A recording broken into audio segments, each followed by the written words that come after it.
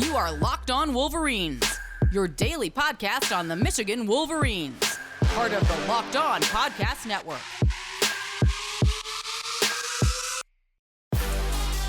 Happy Wednesday. We are finally doing it.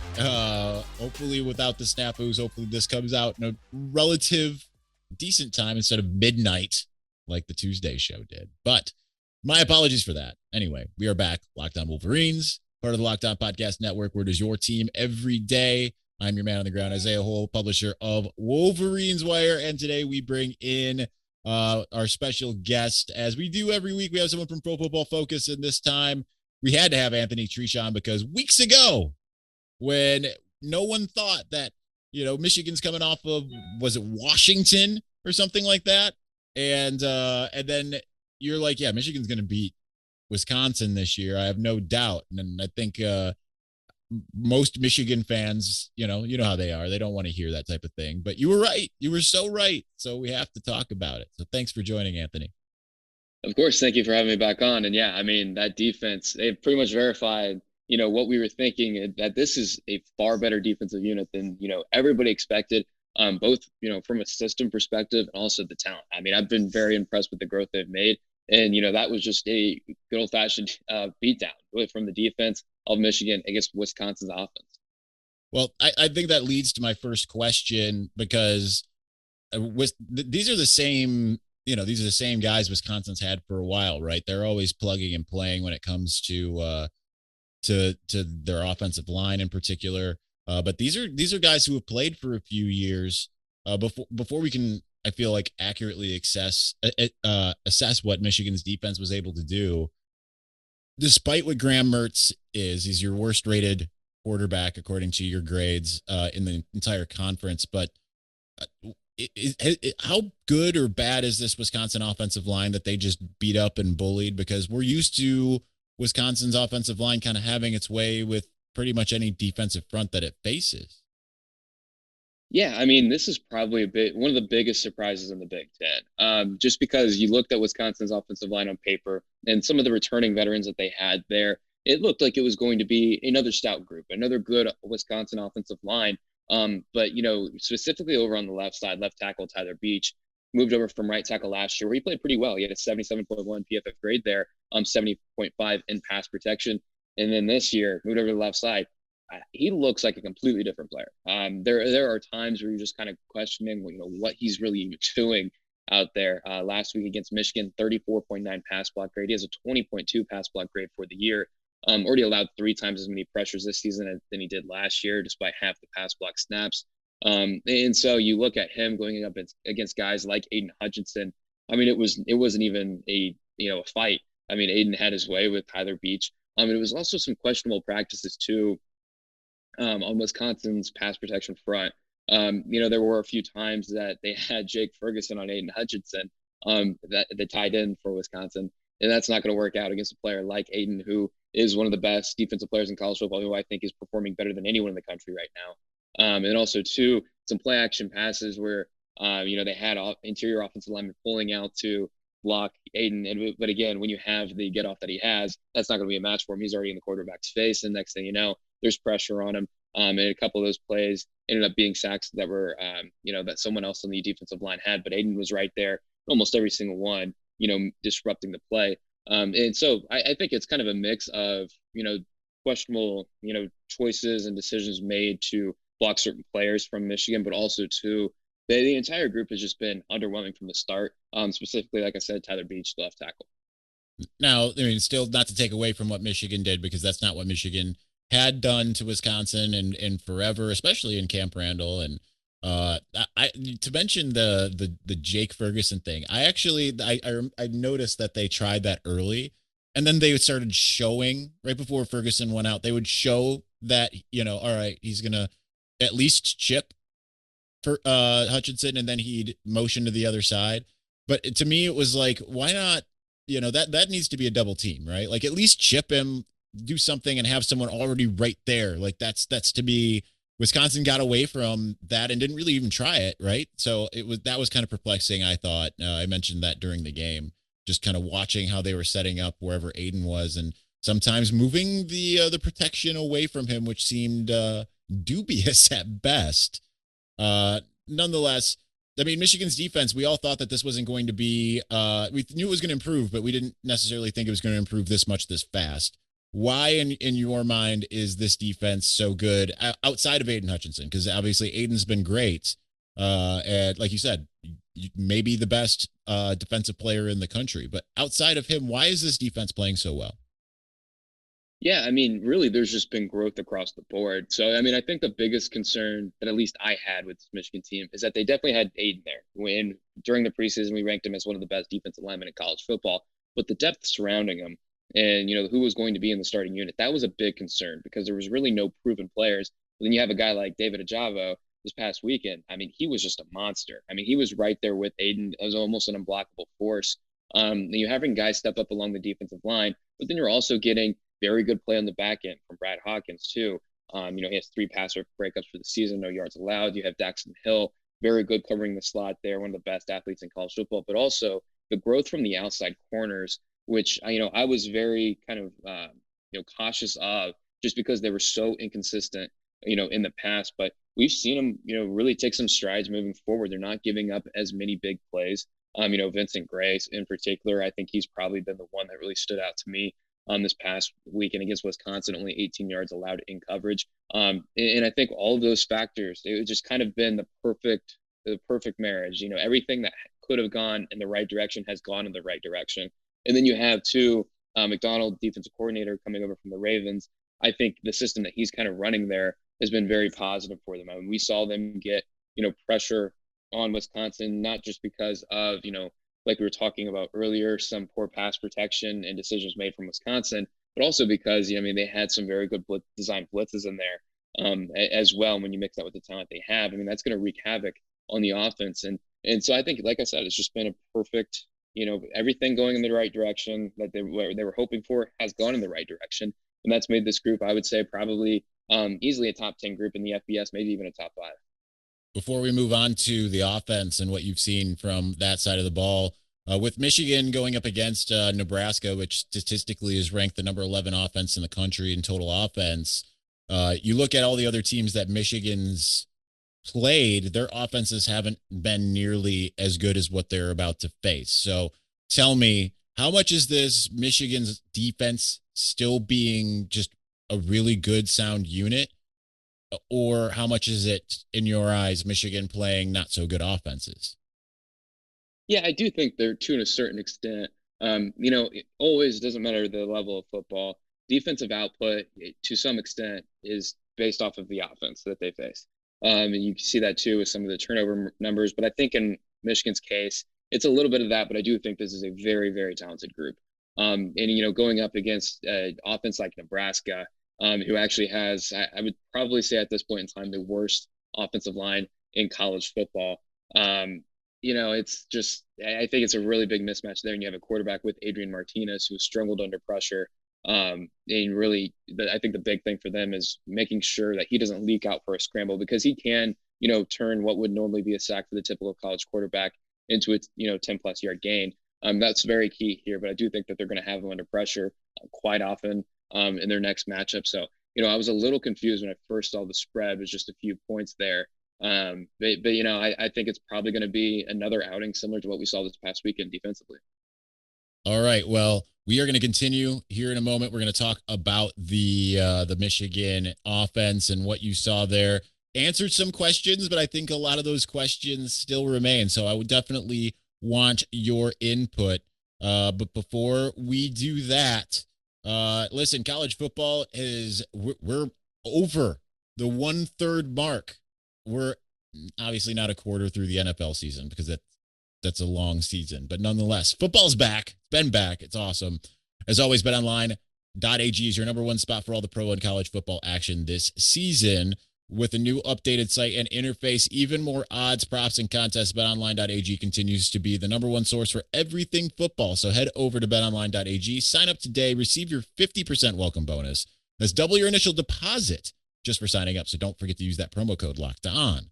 From football, basketball, boxing, right to your favorite Vegas casino games, don't wait to take advantage of all of the amazing offers available for the 2021 season BetOnline is the fastest and easiest way to bet on all of your favorite sports. BetOnline, your online sportsbook experts. All right, we are here with Anthony Treash from Pro Football Focus.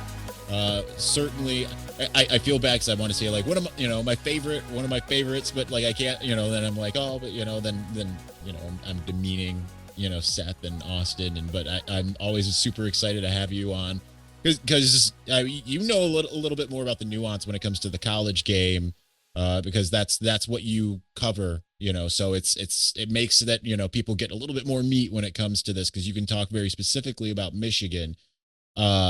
With that in mind, the offense, it seemed to answer some questions in this terms of can it pass the ball? But because we saw Michigan finally, have a little bit more balance, be more aggressive, be more creative. But with that in mind, Cade McNamara's numbers went down a little bit as far as your grades were concerned. Maybe it's, well, you can answer this. Maybe it's because we got a larger sample size. Obviously wasn't as efficient as he was when he was going 9 for 11 or 8 for 11 against Western Michigan or NIU. So in your eyes, like, what did you see from him? Because that's obviously going to be a crucial component as to whether Michigan's going to be able to beat some of the bigger teams on its schedule. Yeah, I mean, this is still a big unknown, I think, when evaluating this Michigan team. It was the entire offense, really. And, looking at the run game, I was expecting them to kind of, see their numbers tail off significantly just because Wisconsin's run defense was entered week 5, best in college football, only one explosive run allowed. So I was not surprised to see that kind of shut down. I thought the offense by design, put them in a good situation there. That flea flicker touchdown that was big there. I thought that was a very well executed play.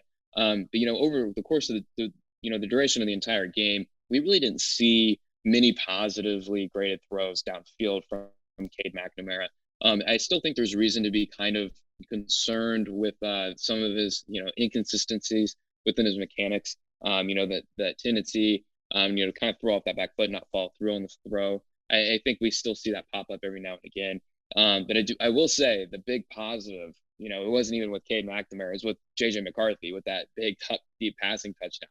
That was a beautifully thrown ball. And it kind of just goes to show, the kind of the talent that they have possibly there with him. And, too, I think it was very reassuring to hear Harbaugh, after the game and earlier this week, talking about how they want to incorporate more snaps for McCarthy. And I think that would be a good thing for them, just because I do think from a raw talent perspective, McCarthy probably is a little bit better than Cade McNamara. So I still think this is with McNamara leading the way. There's still some question marks and reason to be suspect of the Michigan offense, just because we really haven't seen him consistently hit downfield throws, week after week at a, high volume, just not so much sprinkled in like it has been this season. So, I'm going to be looking forward to, the outings that he has where he has to take, 40 dropbacks and actually push the ball downfield and win that way, not so much rely on the defense. Because I do think at the end of the day, the win was because of that defense.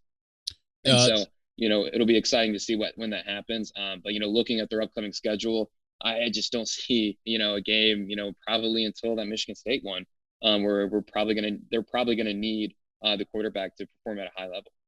Especially because I look at Michigan State and the pass yards that they give up. Woof. I mean, it's as good as that defense is, and it is a good defense. I mean, they are surrendering some passes. So Michigan is going to be much better suited to pass the ball come October 30th in East Lansing than anything. So yeah, you got to get that worked out a little bit. So in your eyes, like we talked about, this was, the number one run defense that Michigan was going to face all year long. There's really no contesting it. And honestly, probably the best defense, unless Penn State takes it up, a level. Ohio State certainly is looking better.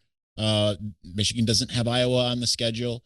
But with that in mind, this was certainly the best defense that Michigan has faced. So what do you think is your big takeaway from that? Because, I mean, I feel like in my eyes, they passed the test. I mean, not just the 38 points, but generally able to drive the field, able to get points. Maybe it took a little longer than it should have. But nonetheless, I mean, we know at least the offense has been tested now against a good defense. Yeah, I mean, I think the big thing there is just not putting the ball in harm's way. And, some of that has to do with the play calling. I think that's why we really didn't see, enough from McNamara to say that, we're confident in his ability to, effectively lead the team to a victory if he needs to. Just because we really didn't see enough opportunities for him. And at that, you kind of see some risk taking, decreased there. And, not giving the defense an opportunity to make a play on the ball, through the air is very much huge in that. So, I still think, this was kind of a game plan, it looked like, to kind of help out the quarterback, like I said, with that flea flicker. And also just kind of let the defense win the ball game. And so I think, as good as Wisconsin's defense is, I don't think it really told us that much. I'm more curious to see how they're going to perform, here probably in about a month. I think Indiana, as bad as, they've kind of been this year and disappointing, that's still going to be a pretty good test for them just because, they're one of the blitz heaviest teams in college football. They get pressure on the quarterback, and we're going to see Cade under pressure quite a bit in that one. And then also against Penn State there right after, an even better defensive group, a lot of NFL talent on that side of the ball for them. So I think those are really the big games. And I think Michigan State, like I was saying earlier, I think that's when we're probably going to find out more, about the Cade McNamara and the entire Michigan offense. Because, looking at their next two opponents, like I was alluding to earlier, Nebraska and Northwestern, I would be pretty shocked if they're in a situation where they look at Cade and say, hey, you need to lead us to victory. I mean, we're down here. We need points. You need to drive the ball down the field quickly and efficiently and do it himself. So I don't think that's going to happen over the next few weeks. But, at the end of October, the Halloween weekend game against Michigan State. And then after that, they got a tough slew of games there. I think that's where we're really going to find out about this Michigan offense. Now, I want to revisit because we obviously we have games now, and Michigan, I think, is performing a lot better than anyone anticipated, regardless. Just given the fact that no one thought they would be 5-0. Certainly, I had them 4-1, and I wasn't as confident that they were not going to be 3-2, depending on what Washington was able to do. Obviously, things change. Wisconsin has not looked good, but Wisconsin also had the most brutal schedule probably in college football, having to start out with Penn State, Notre Dame, and Michigan. So, they've had, aside from Iowa, which, I mean, Iowa's schedule isn't necessarily as tough as it looked now that Indiana isn't as good, and Iowa State is still good, but not necessarily that college football playoff team. Maryland isn't, well, at least they made Maryland look really bad.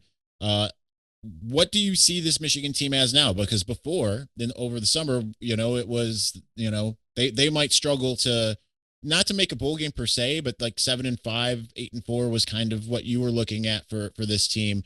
Have you changed any of those expectations now? And how do you kind of see these next few games playing out with that in mind?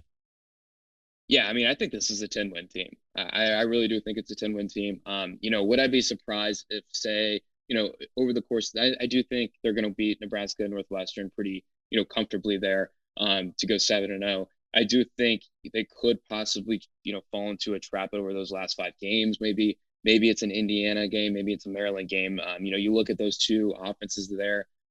Indiana, they were very volatile with the way they win. They rely on contested catches from Ty Freifogel, rely on Michael Penix making plays under pressure. Both are very unstable areas. Sometimes, it works out and is a boom for them, but a lot of times it can be a bust. And we're seeing that this year. But on any given day, they can kind of get things cooking. With Michigan State, I think it's going to be a tough task for them, for that Michigan defense, as good as it is, just because you see, Peyton Thorne's not a great quarterback by any means, but, he executes those play action downfield shots, and he hits them. That is a Michigan State passing offense that really relies on those big plays. And of course, Kenneth Walker there, running back. It wouldn't be surprised if they, had dropped one of those games unexpectedly. But I do think that they'll go into those last 5 games 7-0. And I think they're at the very least going to win 3 of those games. So, and I think with, CJ Stroud, the Ohio State quarterback, he showed a lot of growth this past weekend. I'm kind of curious to see how he continues to perform moving forward, just because, he had an issue in his, with his mechanics that, he suddenly very much cleaned up. And, over those couple of weeks he was out, I was curious to see if, that quarterback, the quarterback coach there, Ryan Day, they kind of helped fix, that issue there. And so we'll find out over the next few weeks whether or not, CJ Stroud is kind of the player we saw against Rutgers or more the player we saw to start the year. And I think that's going to go into a lot about if Michigan can actually beat that Ohio State team at the end of the season. But regardless, like I said, I think they're going to win 10 games. Well, that's a heck of a reversal. Granted, like I was saying 8-4, but as the season inched closer, and it was kind of, I have the benefit of of talking people. I'm here on the ground, so I talk to people, but it's also a difficult thing because Michigan's always out there telling anyone in press conferences like, yeah, we have confidence, and it's hard to really figure out how much of that is what they feel like they have to say and the reality of it. So, but I was buying in once the eve of the season got here, because I was with you over the summer when you were a little bit more on the negative side. You were saying 7-5, maybe 8-4. I was saying 8-4, maybe 7-5. I did not think 9-3 until about a week or so before the season, and then I kind of, I was buying what they were selling, and I'm glad that they at least are selling a product that actually exists for once instead of just hype. So anyhow, thank you, Anthony, for joining. Really always a huge pleasure. Can't wait till we have you on again soon, man. Yeah, of course. Thank you for having me back on. Absolutely. It's Anthony Treash from PFF. Always super excited to have him. Really good stuff. We talked a little bit off air, and definitely some surprise for both of us. Like, right? Because yes, I've been optimistic about Michigan this year.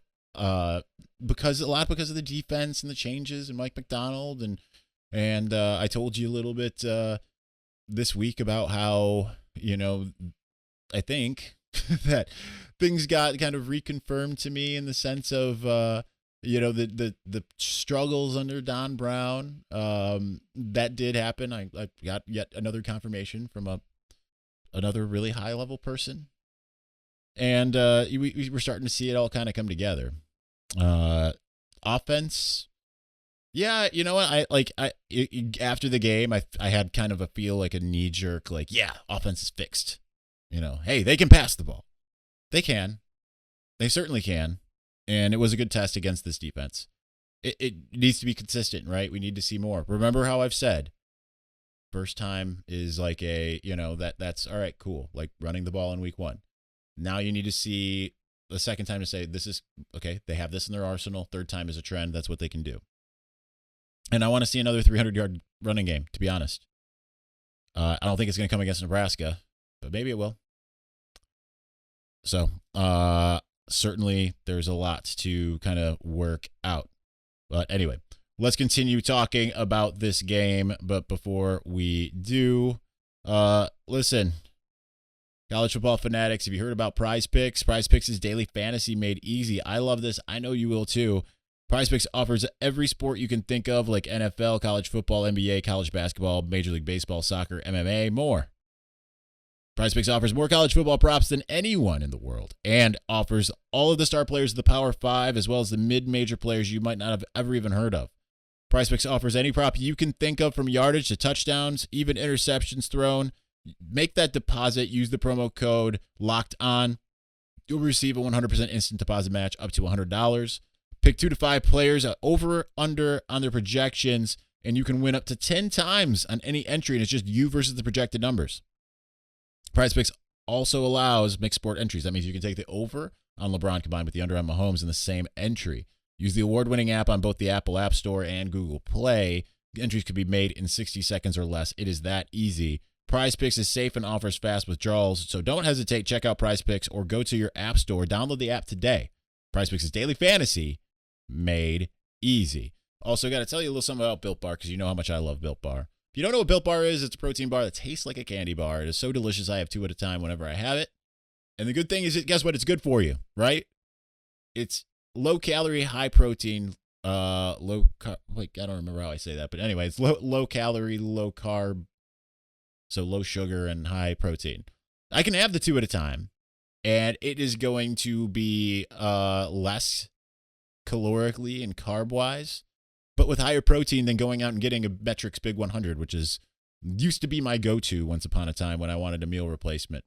And like I said, they're that delicious. Like, part of it is like, hey, I can have it as a meal replacement, but more often than not, I'm like, I'm kind of hungry. And then, and I need my protein. And then I have one, and then I'm a glutton, and I can't help it. So anyhow, don't delay. Do like I do. Go out there to built.com, use promo code LOCKED15 to get 15% off your next order. I've bought dozens of boxes with my own hard-earned money. So go to built.com, use the promo code LOCKED15 to do like I do and get 15% off of that next order at Built Bar.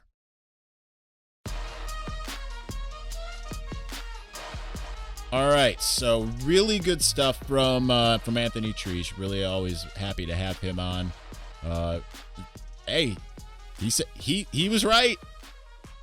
Weeks ago, when no one thought that Michigan was going to be able to beat Wisconsin, I remember getting, I think it was from something that I wrote on Wolverines Wire. I think it was my first power rankings, right?